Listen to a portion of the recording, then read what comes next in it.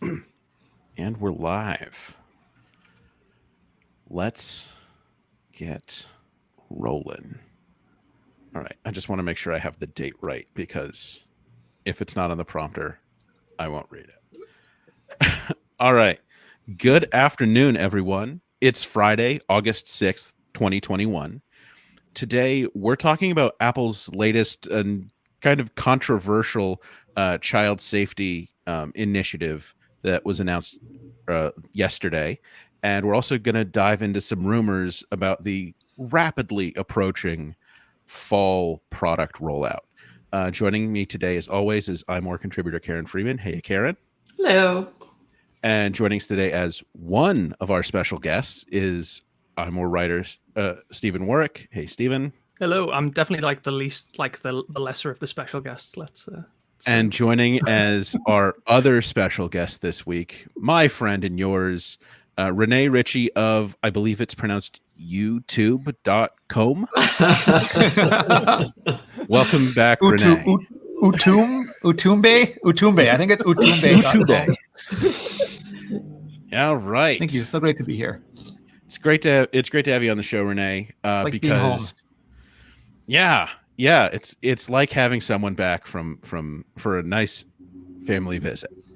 And it's good that you're here this week, Renee, because I mean, it was a fairly quiet week for news. It was fairly low key. We had some rumors, we had some, maybe smaller Mac Pro coming down the line, and then yesterday happened, which I feel I'm saying more and more. Because Apple came out with these new child safety protections. Well, they announced these new child safety protections that will be coming with the major software updates, let's say next month, just to be safe. iOS 15, iPadOS 15, and macOS Monterey. So, Renee, we wanted to have you on the show to just kind of walk us through some of that. What exactly is going on here? All right. So there's 3 separate features that are coming US only. At first, US only, iOS 15, iPadOS 15. The first one, the idea of it is if you are enrolled as a child, like if you have a device that has parental controls on it, and you get an explicit image, it will warn you that the image is explicit. It's using on-device machine learning to determine what an explicit image is. Don't make any of your Impossible Burger jokes because I'm sure they've heard them, all over already. And then it'll pop up a warning saying this might be an explicit image. Do you want to see it anyway? And you can choose yes or no. If you're under the age of 13 and it's enabled, if you choose yes, it's going to say, are you really sure? Because we're going to alert your parents that you're getting this image. And then you can still say, yes, sure. It's literally a picture of a hot dog from the last baseball game. Well, get off my back, Apple. And the same thing happens if you send an image. If you go to send it, it'll say, this looks like a sexually explicit image. Are you sure you want to send it? And then you can say yes. And if you're under the age of 13, and again, your parents have enforced that permission, it'll say, are you really sure? Because we're going to, tell your parents. And then you can say yes or no. And it's some people have looked at this as though it's breaking end-to-end encryption.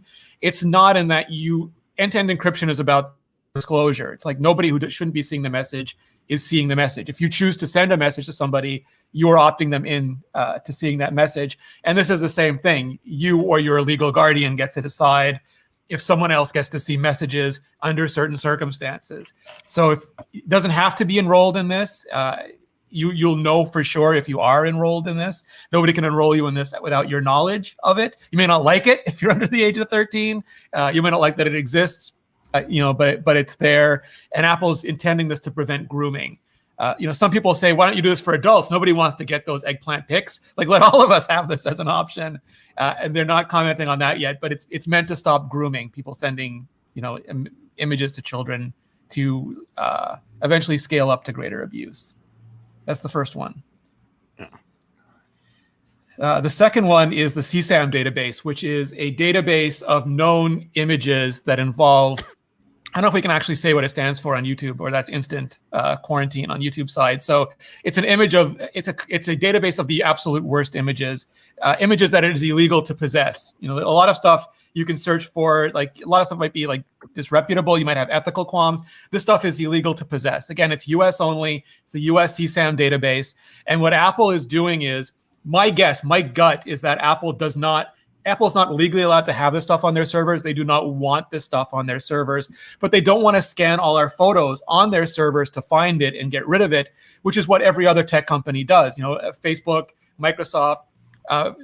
Microsoft invented the I forget what it's called, something DNA, photo DNA technology 10 years ago to solve this problem. They've been using it ever since. Apple's is very similar in terms of the algorithms being used, but Facebook, Twitter, Google, everybody does this. Apple doesn't want to do it on their servers because they'd have to actually go through all our photos.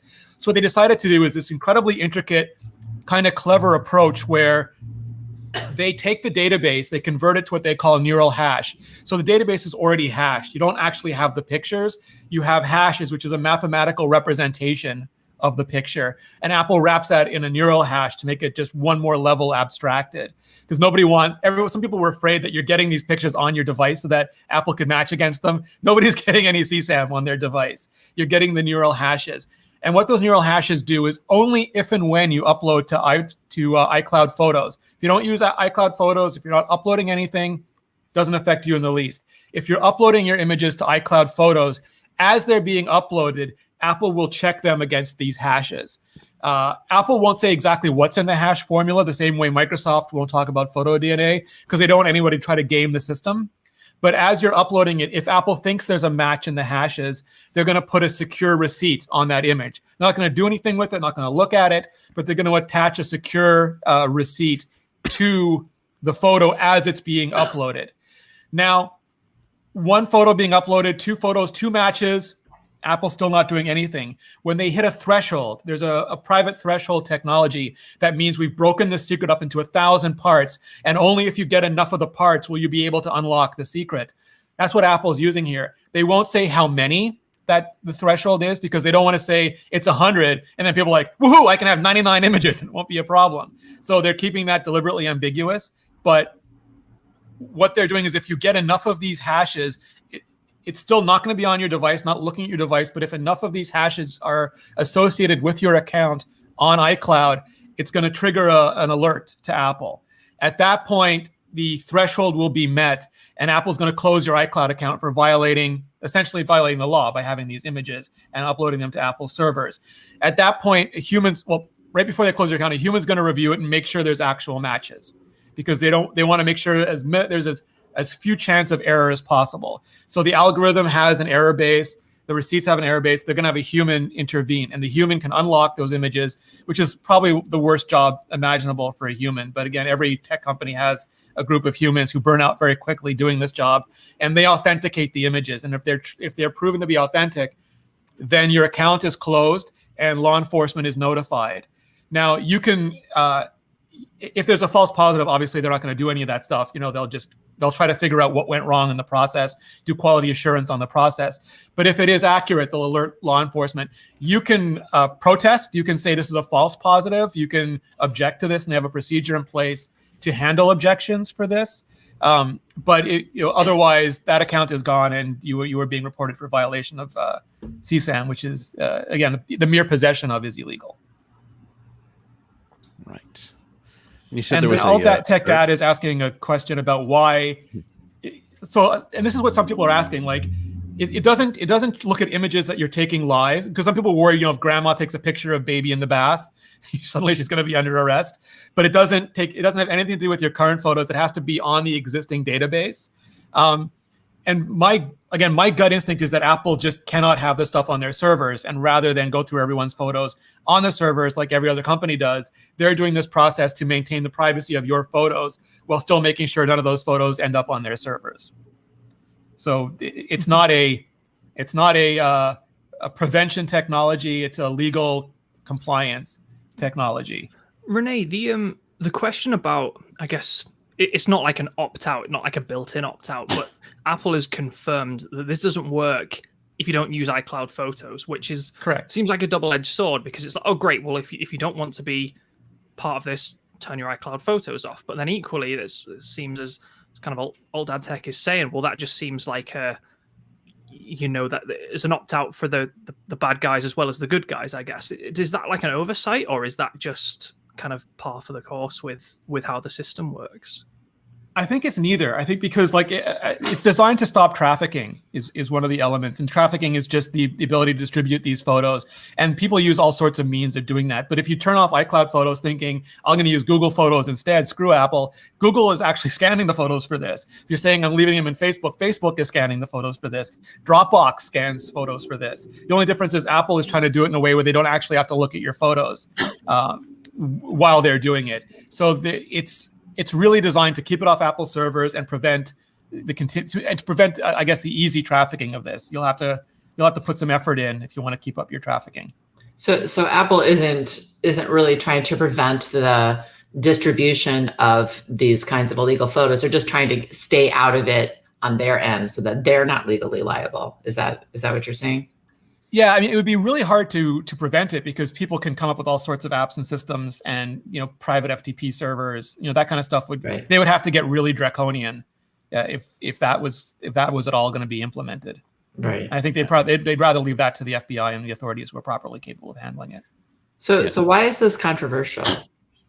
I think it wasn't well explained. I think the page went up and it's really intricate, involved technologies. And if there's anything that Twitter and social media and YouTube and blogs hate, it's complicated, nuanced, multiple truth, large amounts of data. The plans also leaked beforehand as well, which I think to go even like a step further back, I think a lot of people were kind of, already talking about what Apple might do or what might the implications and security issues about this be. And then Apple sort of came out with their official plans and everybody already sort of had like a preconceived kind of notion of what was happening, I think, which was super unhelpful, I guess, for Apple. Well, there are the third one, I'll just cover that really quickly because it's small. So Search and Siri will also now, if you try to search for this kind of material, Search and Siri will put up a thing saying this is really dangerous material. Even searching for it can be harmful. Can we direct you to some resources as to why? So it'll pop that up in front of you. Controversial, isn't it? That's just like any kind of regular, like my carrier does like 18 plus, filters for content search and stuff like that. So it seems like an easy win, that one. Yeah, this is just Siri saying, what if you didn't? Yeah, pretty much. Or you have to at least go and do it manually. Like, we're not going to facilitate easy voice connection to this kind of stuff. So I'll take that as asking a lot of really good questions. So the Apple deliberately so there's a lot of questions like, is a government going to come and say, we want you to, or secretly try to hack a bunch of images? Like, let's say Corto Maltese, I'm using this because it's a deliberately ridiculous example. Let's say Corto Maltese is tired of the Suicide Squad intervening in their domestic politics, and they want all the Suicide Squad members. So they go and they hack all their photos into the database. Will that work? And no, because it's existing photos only. So if you have a poster collection on your phone, that will trigger it. But if you just see them or take a photo of them in the wild, it won't work because those aren't existing images. And if someone says they're going to force Apple to put these images into the system, the same thing. Like, you'd have to literally have a collection of these existing images. It won't help for real-time surveillance or signal intelligence or anything like that. The other fear is that it's political propaganda, like what they consider propaganda, what you might consider free speech. Like, let's say you have these images of a pro-democracy movement or of a person, like a poster of a person who's pro-democracy in a government that doesn't like that. And the protection against that is that it's universal. It's not regional, the system. So trying to insert it surreptitiously or demanding Apple add it would add it to everything. So this would pop up on it would have to go through Apple. Apple would be the only one who gets the receipt from it. An Apple manual reviewer would open it and say, this is not illegal, and not give it to anybody. And if they did, it would be forwarded to US law enforcement, who would then say, no, this is not the kind of material that's illegal here. We're really sorry about that. They would never actually know about it because US law enforcement wouldn't do anything with it. So it's got all of these safeguards built in. And Apple, I think, understands it's not going to be perfect. But they want to put as many safeguards in as possible so that affords them enough time to continue to perfect it over time. Yeah, I can see why people are confused. Like, this is I understand even how Apple had trouble communicating it. It's hard. It's not a backdoor because there's no access. Like, one of the things people said is a backdoor, but it's not. There's no access beyond disclosed parties. Like Apple's been scanning for malware signatures for years. They literally go through the files, match them with hashes of malware, and if it's malware, they refuse to let them onto the device. And this is conceptually, like, it's a much more hot button topic, but it's conceptually no different than that. And that's not a backdoor, because that's a relationship between you and the device vendor. And this is the same thing. There's nothing going on here that opens the system to any external parties. It is entirely yours unless a certain flag limit is held. And then it's between you and Apple, which is the case with multiple things you already do on your iPhone every day. So just for clarification's sake, so we get this out in like one sentence. Yeah. If that, say, manual reviewer were to find illegal material on your had been on your device or was stored on your device, then it's on Apple to forward that to the relevant authorities. Yes, there's no direct access. Yeah, and they're also working. It's the NCMEC, which is like it's not like a charity. It's like a national kind of organization that sort of deals with this. An advocacy organization. Yeah. Mm-hmm. Yeah. No, I guess there's sort of like like we said, there's the three things, and there's the Siri and search guidance, which is super not controversial. It's almost like, oh well, why didn't they already sort of do that? And then there's the new messages tools, which again, like Renee said, is a bit more controversial because people are like, oh, this is kind of breaking end-to-end encryption, but like. So I guess to kind of clarify this, the messages stuff, you're about to look at a message that you might not want to see, or you're about to send a message that somebody else might not want to see to a like a young child or something. That's not like Apple, or there's no algorithm. They can't see the messages or the content. It's like, like an algorithm, and it's machine learning based, isn't it? So it's the device, it's contained. It's almost like Apple Pay in that it's out of Apple's hands almost. Would that be right? It's two things. So the CSAM system is just using hashes. There's no images involved at all at any point. It's just whether a mathematical formula from one image matches a mathematical formula from another image, and the images themselves, the pixels, are never examined. The one for communications protection for children, like basically sending or receiving sexually explicit images, that's using machine learning to try to determine if those images, because those aren't an existing database of images. Those are images that are being received or generated maybe on the fly. So that's using machine learning the same way it would identify anything else, but that's not being shared with Apple or anybody. That's unique to your device, and you or your legal guardian has control over who's seeing that. Yeah. Another question is coming from, and please keep the questions coming, because I know personally I have probably as many questions as kind of everybody watching and listening. So someone's asked, again, Old Dad Tech. So what would stop Apple from, Apple can do this like in messages, right? Or part of like iCloud Photos. What would stop Apple moving this to like, maybe as I said, that iMessage search history, or, different parts of your phone, or moving the same features, because obviously they're US only right now, moving the same features beyond US shores where maybe there are different laws or, different emphases on like privacy and that sort of thing?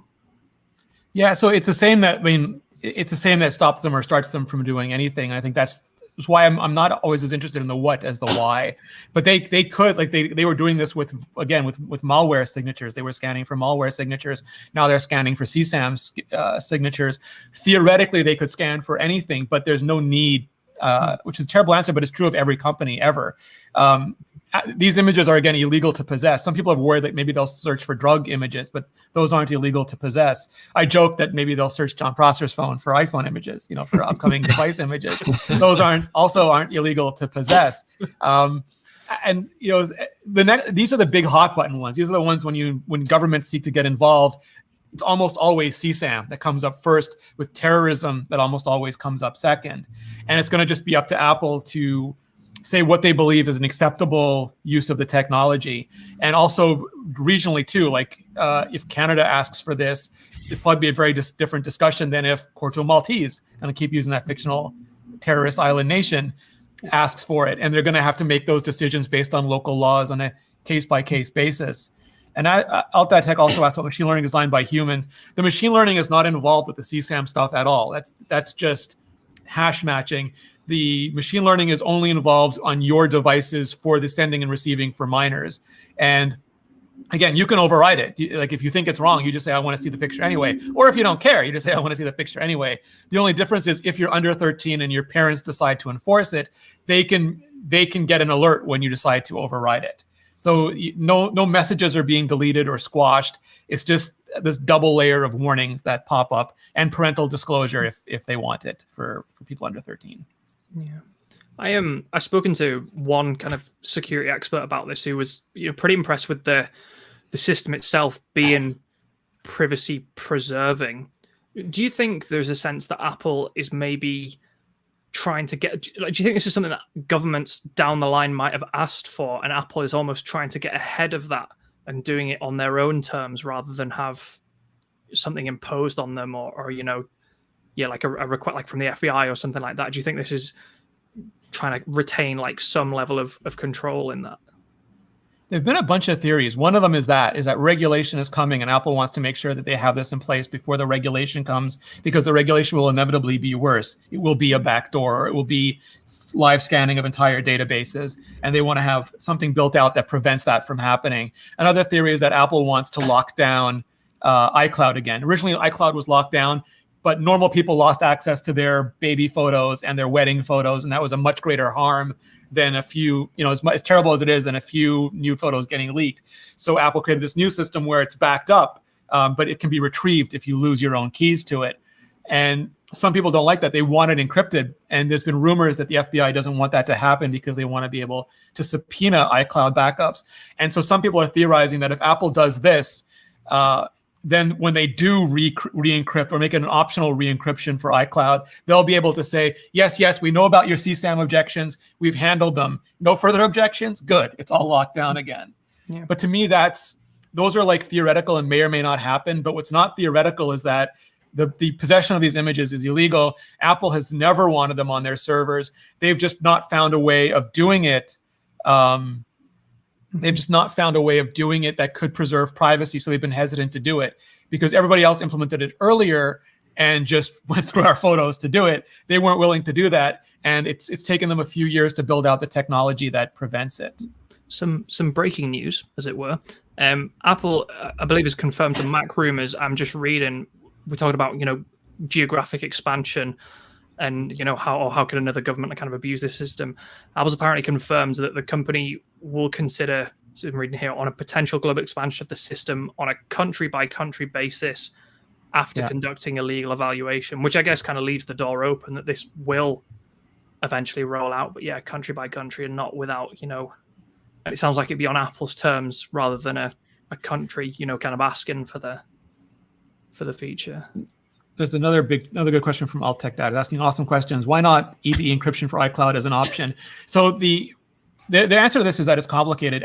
It was encrypted when Apple started, and you would get a little, I forget what the name for it was, but you'd have like a code phrase that you had to print out and keep in order. So if you ever lost your password or forgot your password, you could still get in. And they told you, print it out, put it in a safety deposit box. And that's how a lot of these systems worked in the beginning. And people just lost them. Huge amounts of people lost them. And huge amounts of people, and you guys have worked, some of you have worked at Apple stores and know what it's like to deal with somebody who loses their login. It was secure. Like this is the same, I happened with me in Dropbox. I just got locked out. And there's a lot of people had their baby photos, their wedding photos, irreplaceable things in there, and they lost it. And this is a huge argument in the community. There are people who believe in InfoSec and information security, believe everything should be encrypted, and to have anything stolen is the worst outcome. But people who work in backup software, like people who do like SuperDuper and Backblaze, all of those things, will tell you that for most people, 9 out of 10 people, the worst outcome is them losing access to it. And that's why they'll tell you never encrypt the hard drive that you use for backup. Encrypt the hard drive on your laptop when you're traveling, if you're traveling, but never encrypt your hard drive backup, because if it's damaged, you can no longer take it to data recovery. That stuff is just gone. And that's what Apple was wrestling with. And they determined that the amount of incidents that involved information leaking were insignificant to the amount of instances that included people losing access to their own personal data. And so they switched it to the new system, which was, instead of being fail secure, was fail safe. Some companies do both. Like Backblaze will let you encrypt locally and then upload to the web, but you give up a lot because at that point you're only uploading a blob. And like iCloud, you can go in and see your photos. You can go in and see your data. If you choose the encryption thing, you lose all that, and it adds a level of complexity, which Apple was not good at managing at that point. So my guess is they've figured out a way to do this too, and we might see that rolled into this, but it's been a process to get there in a way that doesn't hurt a lot of people along the way. Yeah, certainly. Wow. That is a lot of information. Sorry. No. Rob TO7, no, that's completely wrong. We addressed that in the beginning of the show. They're doing this so they don't have to scan anybody's library ever. They're not. Everyone else does scan everyone's libraries. Apple wants no part in scanning people's libraries.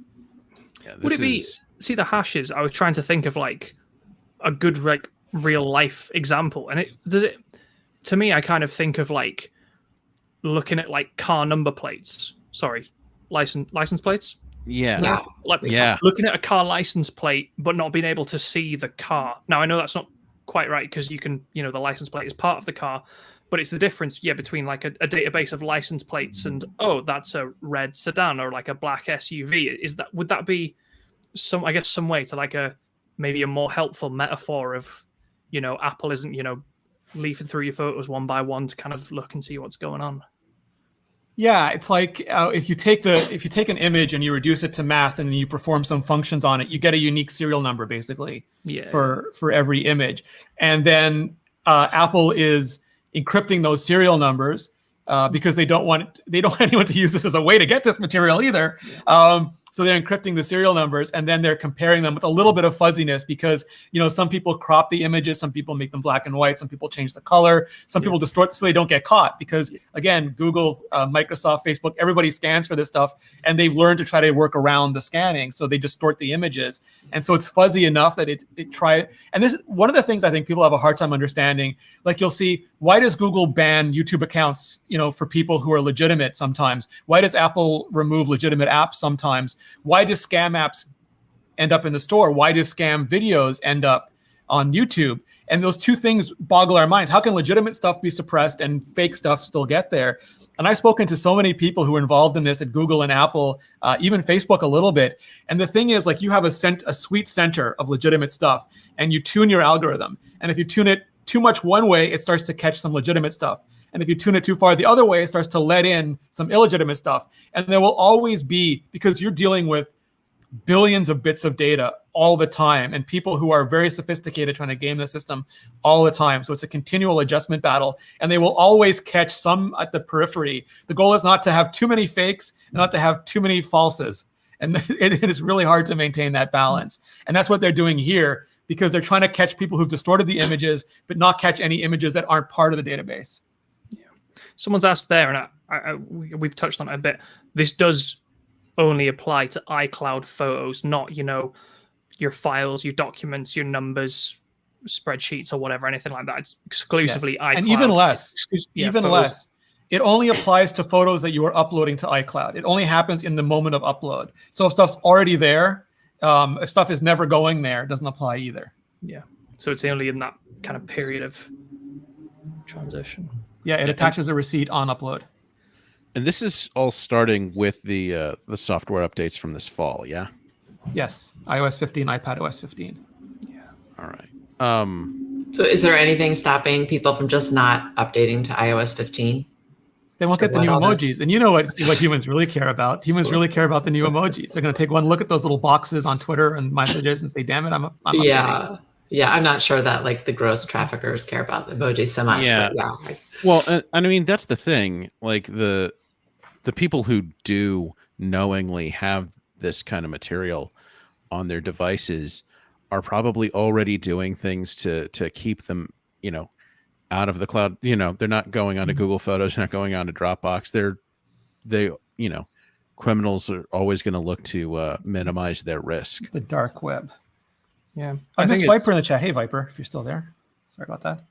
I think it's, I guess, like, as we've said, that is like a lot of information and a lot to take in. And we have sort of said already that Apple has not done a superb job of explaining it, and it leaked beforehand. So a lot of people kind of thought they knew what was about to happen before it happened. And maybe it was like a little bit different to to what we thought. And like there's been a story, so we know that last night Apple's put out like a memo to say to people, look, we've had some positive response to employees, to say we've had some positive responses, and we also know that there have been some misunderstandings and there have been some people who are worried about the implications. And so I think it's safe to say, like, if Apple is, kind of acknowledging, obviously this wasn't meant to be public, this was an internal memo, but if Apple is acknowledging this privately within Apple, then I think it's safe to say that we can also be expected to, to chat like this, and it's not a cut and dry kind of open and shut case, I guess, which is reassuring in a sense.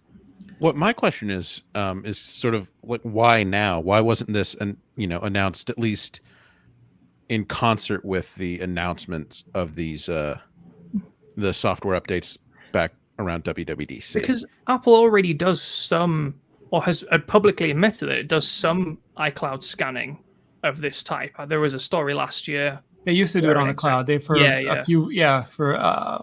forget her name. I'm blanking on her name. She's director of privacy technologies, and she was at, I think it was Black Hat, and she talked about it. They're legally obligated to do some of that stuff, and they were doing it, I guess, in the normal, the way that other internet companies do that sort of thing. And this is a much more palatable solution to them. I don't think they announced the WWDC because it would have been the only story. Nah. WWDC. Yeah. So just to clarify, there's nothing stopping people from taking pictures and storing them just on their local devices and texting them to each other, as long as the other person is not a minor with parental controls in place. Yeah. Yeah, and even that doesn't stop them. It just makes you click your way through. Do you really want to see this dialogues? Right. And it can't be enabled for anyone over the age of 18 as well. So it's exclusively for children or young people using the platform. So if Oliver is sending Stephen the picture of the eggplant parmesan he made the night before, and it gets misidentified, it's just a few laughs as Stephen clicks his way through it. Or if you send your Scotch eggs back to Oliver, it's just a couple clicks through. All right. I think we'll leave this particular topic here for now.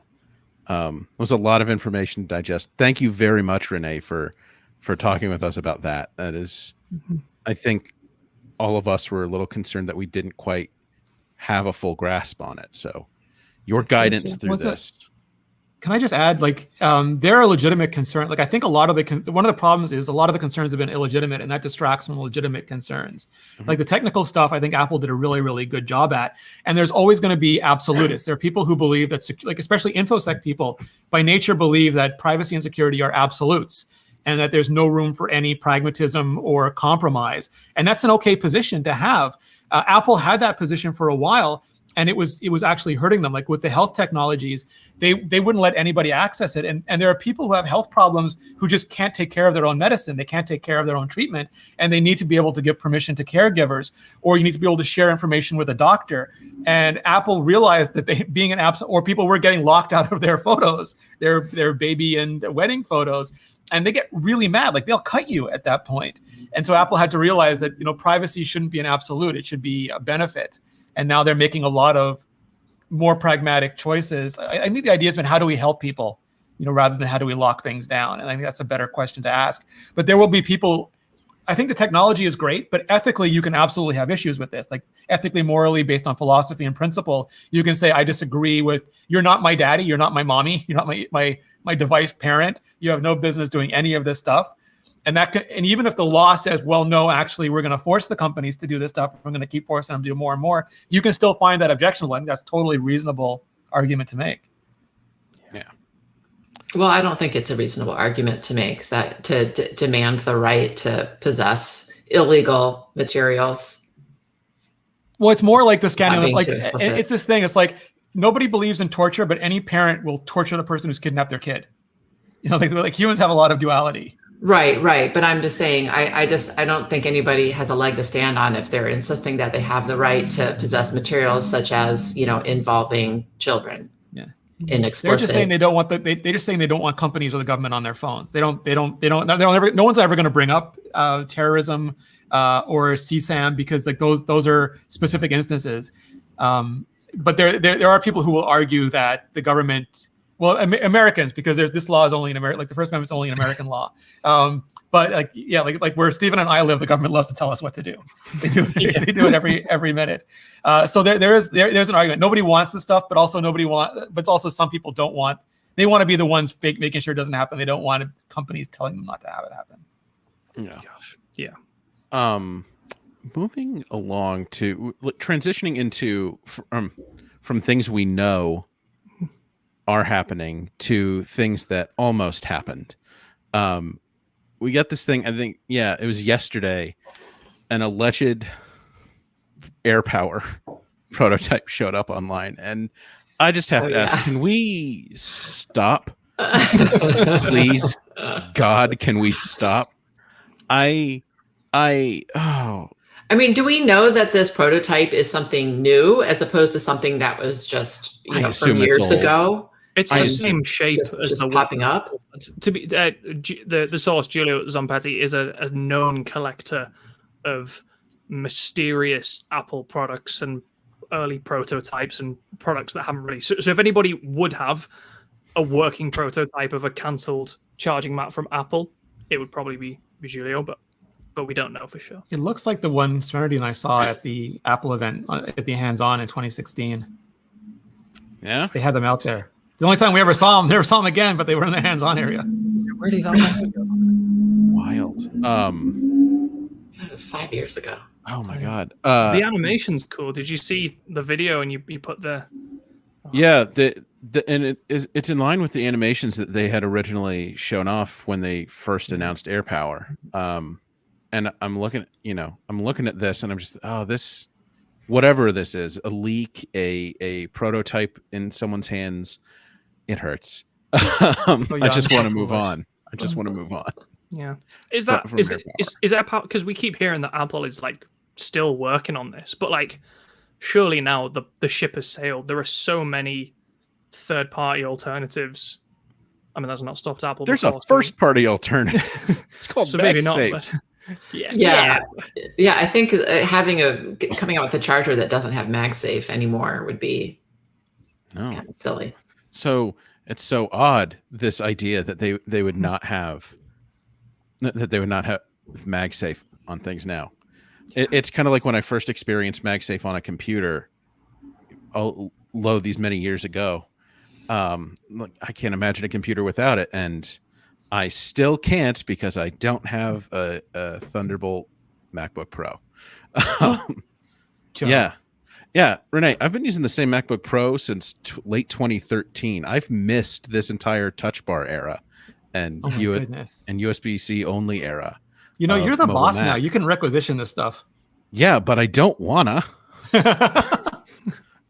I can if I can skip it entirely. Yeah.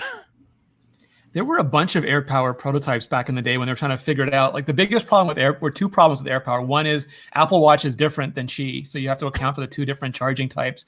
And also, it had to be able to charge no matter where you put the devices down. And they tried to solve this in different ways, like having a little divot where the Apple Watch could only go, but then they felt that was lame. Also, like excluding the Apple Watch. And that's basically what they solved with MagSafe, because MagSafe attaches to a specific point. So no longer do we have the ability to just move something around wherever we want, so they don't have to account for that. And they just excluded the Apple Watch, so they don't have to handle multiple different charging types. They also all used to catch fire. I think that was quite a big hurdle in the that was in the process. It's a slight problem. It's called a design flaw. Is that a bug or a feature? I'm not sure. Yeah. Well, if Apple wants people to features, it's a benefit. If Apple wants people to buy more iPhones, what better way than destroying their current iPhone? The AirPower is fire, literally. It's just change the name to Firepower and just go with it. It's now. Am I just seeing it wrong, or is this like a dark matte? No, it was white in the. It's charred. Has that been charred? It's burn marks. Well done. It's well done. Yes. Crispy. It's bruleed. Yeah, I do think this does feel like, a prototype. Does not feel like a thing that is coming out. Ever. That we've moved. I feel like we've moved on collectively as a nation, as a world. We have moved on from the idea of AirPower. Eric Cartman is yelling AirPower into a void somewhere. I think, in the comments, sorry, I'm just going to call you Vapes. Vapes in the comments. You know, I think this person is absolutely right. MagSafe creates a larger ecosystem of potential accessories. I think, you know, there's, you know, you don't have the just slap it on like mini wallet if Apple's in an AirPower future, or you know, the cases that can, or like those magnetic tripods and all these sorts of interesting things that we've shown or that we've seen pop up in the last 11 months, So you know, many. 10, 11 months. So many battery packs. Are they all Why still do you- inside there? Do you not use them anymore? No, why those do are you the have- boxes. Oh, okay. Why do you have so John's- many batteries, Renee? Did you buy all of those? Eventually, well, no, eventually George is going to steal one. So I always have to get an extra one because Georgia will take one and then I'll have none. And then I want at least a couple for events because I figure I'll use them like Canon batteries. If I'm filming something and it gets low, I'll just slap one on and then be able You to reload them like paintball and throw the dispensed one over your shoulder and just slap it on and keep going. And then it bursts into flames so as not to pollute the environment. There you go. So no one else can use it. That is the thing about our old friend Georgia Dow is for Renee, one is none. Yes, because And proximity two is one. bleeds. Yeah, proximity breeds pilfering. Yeah. So yeah, that was Shakespeare interesting. That was interesting to see this week. Just pop up kind of out of nowhere. AirPower's been so out of my mind lately. It's like, oh no, nostalgia for a thing that never actually existed. But then at the end of the horror movie, you just see the arm coming back out of the lake. It's 5 AirPower pads as fingers. Yeah, wild. We also have, so now we transition into some rumor discussion, of course, because this is August. We don't actually have news on devices we truly know about yet. Let's start with the iPad Mini. So, Stephen, talk to me a little bit about this. There's some kind of Apple survey about Yes, that the is infamous fueling some speculation.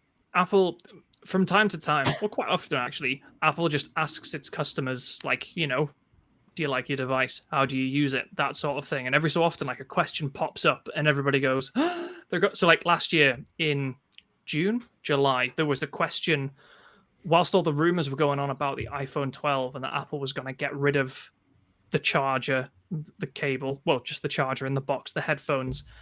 And then all of a sudden, Apple started asking people, "Hey, do you use the charger that comes with your iPhone?" And they were like, "This is it. Here we go. Apple's doing it." And so here we are, a year later. There's a lot of rumors flying around that there's a new iPad Mini on the way with a slightly larger display, and Apple is currently asking iPad Mini customers, just in China, I believe, how they feel about the current size of their iPad. Whether it's like, you have like the story about Goldilocks and the porridge and the 3 bears in America, right? Yeah. So is your iPad, you know, a little bit too big or like a little bit too small, or is it just right? And there's this whole kind of scale. And so this is more it's a bit of a chicken and egg story. But yeah, Apple is asking folk what they think about the size of their iPad Mini as a device. And obviously, given all the rumors that we're hearing, it seems like Apple, I don't know if it have any impact on this year, because I assume the iPad Mini design has been locked in for quite a while now. But yeah, Apple is poking around to see what customers think, which is pretty interesting, I reckon. Yeah, I mean, and it was fairly recently that we heard the rumor that the iPad Mini would be changing display size. Yeah? Yeah, 8.3, 7.9, isn't it now? Yeah, it's 7.9 right now. We're apparently going to 8.3 inches. Now that's just display, and then there'll be a tiny bit extra of bezels. But probably not a lot. Yeah, 8.5 to 9 inches, corner to corner, probably. So, Go on, Karen. So did that survey, is it specifically ask about the size of the iPad Mini itself, or just about the screen size? So those are two very different things. This one, I think I'm reading here, it was the size, but it also, the size and the screen size. You got these are quite rangy questionnaires. There's a lot going on in them. So, you know, it was, do you use it more in portrait or landscape, and what kind of apps, and do you use a pencil? And so, yeah, I think both the size in terms of form factor, but also the screen sizes and how much you can see. So probably a little bit of both. Yes, I think the ideal would be to keep the same physical size, but Mhm. just have the But, screen be yeah, as bigger, much as possible. like the rumors we've been hearing. Yeah. Renee, does the thought of a completely redesigned iPad Mini excite you? I mean, are you ready to iPad Pro all of the iPads? He looks excited. I don't think they'll iPad Pro it, alas. I think they're gonna. I was about to yell iPad Air Mini at you, cowards. But I think that's what we'll get. I think we're going to get a smaller size iPad Mini, just because iPad Air, because I don't think they're going to want to charge what the stuff inside the iPad Pro would cost them at this point. I mean more in terms of design. I call it iPad Proing just because that's where that design language started. That's You mean squared Thanos off. snapping the bezels? Yeah. Thanos. I would love to the see a bezels. tiny keyboard. That's my biggest question: is when is Apple going to have the courage to make a tiny Magic Keyboard? Tiny Magic Keyboard. Also, and there have been, I think, some rumors to this effect, a special pencil for an iPad Mini, like a special Apple Pencil Mini. Yeah. A Apple pencil for Pencil. ants, as Zoolander would say. This is a pencil. This is a stylus for ants. But yeah, It needs to be I think three times the size. I think they'd have to, and I've said this on the show before, I think the regular pencil would run into the volume buttons, and they don't want to move the volume buttons around because that would interfere with cases. Then it would work on an iPhone. It's all coming together. Renee's dream. Yep. That'll be a Yeah, I breaking want it on my story iPhone. on the site tomorrow. Yeah, That's Renee, what I should have said. Make an Apple Pencil for iPhone, you cowards. Yeah. Renee, I think you've been begging for this since they introduced the Apple Pencil. Since they introduced the Galaxy Note, I've been saying, give me a tiny tablet, a tiny pencil tablet I can carry around with me and make sketches of known perpetrators that aren't in the hash database. Or Batman. In your case, Batman. Yes, a lot of Batman. I mean, come on. It's Renee. He would draw Yes. a lot of Batman. I've read your reviews and viewed the I have access to all of this stuff. There's so many there's so many hand-drawn images of Batman on iMore. My legacy. It's my legacy. Yeah, that Renee is indeed the knight. The Dark Knight sketches. The Dark Knight sketches. All right. So yeah, this is my question, Renee. Do you think we're gonna finally bring the iPad Mini back up to parity with the iPad Air? Like, if I'm kind of assuming that they'll also do a minor update of the iPad Air that gives it an A15, just like last year we got the A14. Do you think we'll have an? But I have given up. I've abandoned all hope of Apple keeping the iPad Air on a yearly update schedule, just because they've been so neglectful of it for so long. Like, we got that update a couple of years ago, where it was both the Mini and the Air, but it was the first Mini update in years, and it was the first real. It seems to be like every 2 years they seem to be doing them. So I have this theory. It should be like a bakery. Every day they make fresh bread, not because everyone buys fresh bread every day, but because every day people buy fresh bread. And so, like, not everybody buys a new iPad every year, but every year there are people buying new iPads, and they deserve the freshest iPad they can get whenever they're ready to buy it. So just update them all yearly.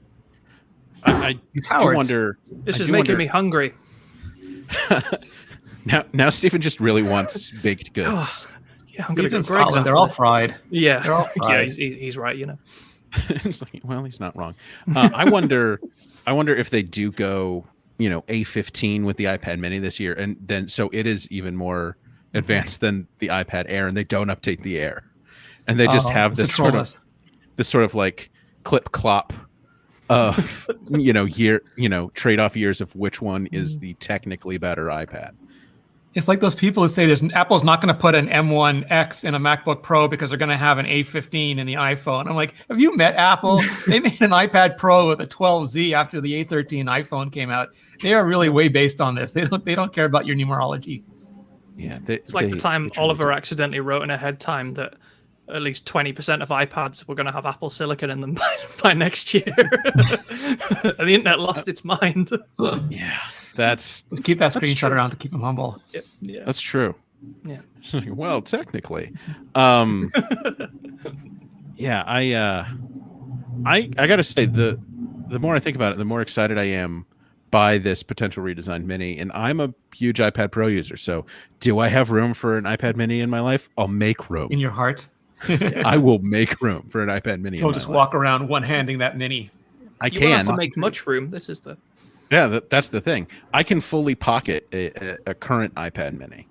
Me too. Back pocket, non skinny hipster jeans. I'm so jealous of your big pockets. Yeah, that's like there's if Apple wants to take on social issues, they can add one more to their slate, and that is better pockets for women's clothing. Not to be indelicate about it, but everybody wants bigger pockets, but nobody wants the wider butt to go with it. That's fair. I mean, that is a trade-off I experience on my own jeans. Like, yeah, some of us can just slide a whole 16-inch MacBook Pro in the back pocket, but we're not proud of it. But yeah, I can one hand an iPad Mini. I hope to still be able to do that with a new iPad Mini. But that's nothing on. We have not to get too into the weeds, but we have a former colleague of ours, Simon, could one hand the 9.7-inch iPad Air. Yeah. I remember that. I saw him do it. Yep. Yeah. I bet Shaquille could do the 12.9. Definitely. There was also a rumor this week, still going off rumors, from one Mark Gurman. If anybody's heard of him. Gurman, you say. Remember that name. Gurman. The Gurman. Hashtag Team Burn or hashtag Team Jern or hashtag Team Gurm. Hashtag Team Reality. Let's wait for devices to drop generally before we say who we really believe. Hashtag Team No Spoilers. There we go. Hashtag Team Keep the Secret. I'm on Team Viper with Renee. You know what? That's a good team. That's a solid team, Team Viper. So yeah, I think this is his Power On newsletter. Mark Gurman has said that a smaller Mac Pro using Apple Silicon is coming later next year, which later next year sounds about right to me. But 2022. Yeah, so smaller though. Stephen, smaller? Yeah, like half the size smaller. We've heard a bit about this. John Prosser did, if you're on Team Jern, some renders of like this. Is it the G4? It kind of looks the G4 Cube. Was that a Mac back in the day? That was like a yes, it was before you were born. It kind of looks like that, and it's kind of quirky and small, and yeah, it is literally kind of a Mac Pro that is half the volume. Steve Jobs announced it. Maybe you've heard of that. Have you even heard of Steve Jobs? Yeah, I'm named after him. It's There you go. We're gonna start calling you Steve now. Stephen P. Warwick. I'm not old enough for Steve yet. I hope. I know you hate that. Yeah, it's apparently it will have like the Apple Silicon might have like up to 40 cores in it, which is it's just absurd, really, isn't it? Yeah, but there's also like an Intel big Mac Pro still in the pipeline. So Big Mac Pro. Does that come with the bun or lettuce? Special sauce, lettuce, cheese, pickles, onions, and a sesame seed bun. 16 grams of onions, 2 pickles, just touch to all beef GPUs. Yeah. Special Xeon lettuce cheese. Well, they were supposed to put that out earlier. Like that, they did a whole bunch of updates right after Apple Silicon was announced to give people like who wanted to stay on Intel the newest machines possible to stay on Intel with. And there are some people, like especially in studios, who have apps that are written, or like enterprise who have apps that are written specifically for those things, and it's going to take a while. So they want to wait 2-3 years, and they wanted to give them the latest. But the latest series of Intel chips didn't add anything. They were at zero advantage. Some of them were even hotter than the previous ones. So Apple canceled the 16-inch MacBook Pro update, I believe, at the last minute. Never shipped that. The Xeons that came out before didn't help with the Mac Pro, so that got delayed. And now Intel didn't ship on time with these latest Ice Lake Xeons. So Apple just went ahead with the AMD RDNA 2 update that just came out last week. And maybe maybe at some point those chips will ship and Apple will just, oh, by the way, they're Ice Lake Xeon by now. But that was always the plan. Stymied once again by Intel, thus putting the cherry on top of why we're switching Sunday. Yeah, seriously, like Intel, one wonders why Apple would ever choose to switch from such a well-run and efficient chip manufacturer. But yeah, what I wonder about this smaller Mac Pro is what do we think it means for the future of Apple's MPX Is that what it called? The MPX modules? Yeah, MPX. and those fat Afterburner. graphics Like- cards that are like Like- $5,500 a pop. PHAT, he's saying, folks. Yeah. Yeah, that's fat with a PH. Yeah. Um, Graphics card so Not a big it has professor- a got time a zone. doctorate. It's got a doctorate. Damn it. yeah, I mean, it feels like Apple would really have to rethink those if they're really shrinking the thing down to half size, assuming it's not just half size vertically, but also Well, horizontally. would an Apple Silicon Mac Pro of the future have any kind of not on board third-party graphics? Not third party, but you need Well, like, the whole idea of a Mac mainly. Pro. Like usually everything's going to be packetized, and they've said that a family of SEOs. But if you take a Mac Pro now and you rip out the AMD GPUs and you rip out the Xeons, that gets rid of like a third of the volume already. So if it's just a shorty Mac Pro, just going to the Apple Silicon, because that'll be all on package. And then they're going to have to figure out some either really ugly or really genius way of doing off-package memory and graphics in order to make it like what's the point of having a modular Mac Pro if it's not modular anymore? Just make an iMac. Yeah. True. Yeah, there is no point to a Mac Pro if it isn't modular, I feel like, at The all. trash can taught us that Truly. I really like the trash can. It's a because you have a shame. Darth Vader fetish. Make the As a there you young go. boy, the design really inspired me. I was only 5 or 6 at the time, so Dear Lord. Oh, you tiny child. But yeah, no, I think I wouldn't mind seeing them repurpose that trash can design for a future Mac Mini or like a Mac Mini Pro. A really big router. Because I like the idea of it. You AirPod don't need 3. there it is, the airport extreme, but it starts with the letter X. It doesn't they don't actually spell out extreme. It starts with an X. Yeah. I mean, tiny. I don't know. Just the idea of a tiny Mac Pro. That's a head scratcher for me. My guess is they're going to go with massively multi-core systems on a chip. So you'll have 64, 128 cores on the chip, and then you'll have reprogrammable ASICs like with the Afterburner, and they'll just either allow them to be truly reprogrammable, or you'll be able to get an Afterburner for Final Cut. You'll be able to get an Afterburner for Logic, and then that'll just throw compute power into it, and you'll have a bunch of slots for things like that. So a bunch of like individually purposed Afterburner cards. Yeah, unless you can do it yourself, because they're reprogrammable. So like your whole system just becomes a massive accelerator for whatever your job happens to be, like 3D acceleration or video acceleration or audio acceleration. I would need one for making memes that I put on iMore's Twitter. Meme acceleration. Yeah. You still won't catch up with Elon. It doesn't matter what you have in there; he'll be ahead of you. Yeah. Hey, he tried to buy Apple, apparently. Or did you talk about it on the last week's show? No, was it by Apple or we didn't really talk about it on Sorry. last week's show, but it wasn't by He Apple. wanted it for free. Yeah. Apple was going to buy Tesla, Yeah. And he tried to become CEO. Yeah, that and was Tim a was fun, not having that. That was a fun weekend. Oh my God. Yeah. Oh, what a weekend! So, what the last thing I want to touch on, and this is from the same report as the Mini Mac Pro. This is from the same newsletter.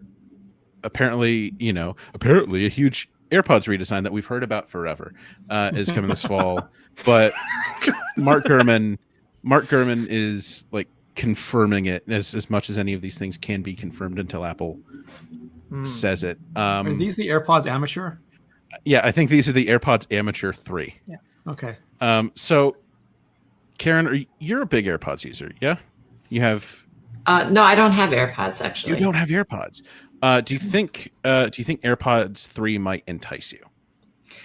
No, I think if I'm not, unless the one feature that the AirPods Pro have that is really appealing to me is the automatic switching between devices. So assuming that the AirPods Amateur don't have that feature because that is a pro feature, then no, I wouldn't even be tempted.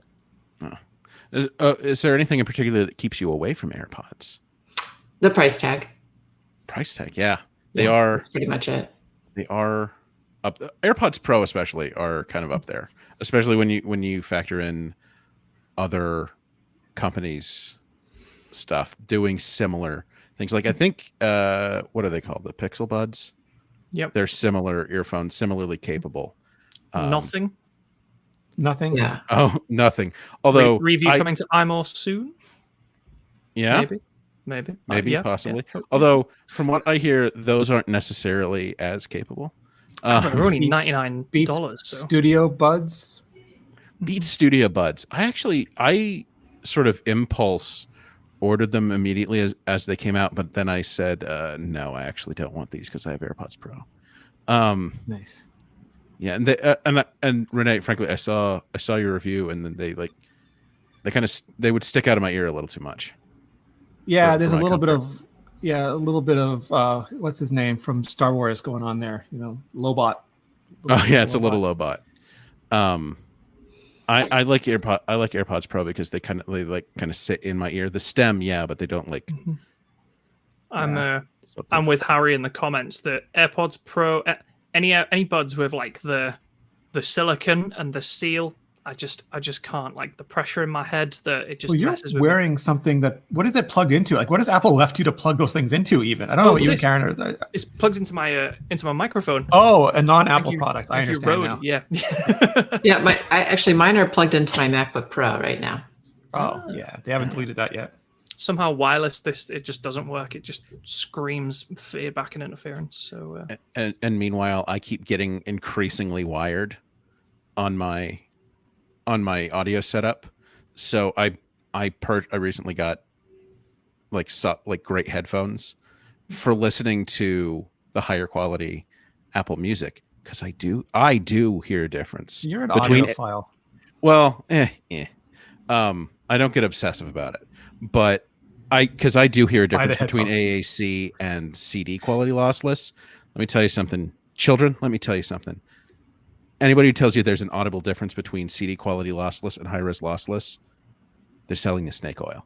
But this is why it's good that is a free add-on and not an additional like $5 or $10. Yeah, You're also rocking the microphone setup, Joe.